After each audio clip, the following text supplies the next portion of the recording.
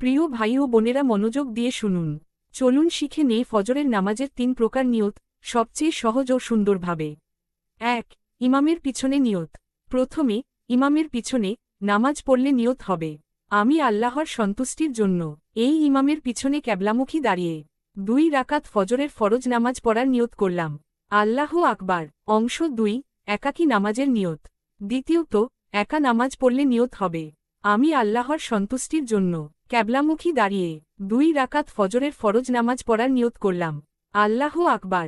অংশ 3, নিজে ইমাম হলে নিয়ত, এবং নিজে ইমাম হলে নিয়ত হবে, আমি আল্লাহর সন্তুষ্টির জন্য মুক্তাদিদেরকে সঙ্গে নিয়ে ক্যাবলামুখী দাঁড়িয়ে 2 রাকাত ফজরের ফরজ নামাজ পড়ার নিয়ত করলাম। আল্লাহু আকবার। শেষ অংশ। নিয়ত মুখে বলা সুন্নত নয়, কিন্তু শেখার জন্য বলা যায়। আল্লাহ আমাদের নামাজ কবুল করুন। আমিন।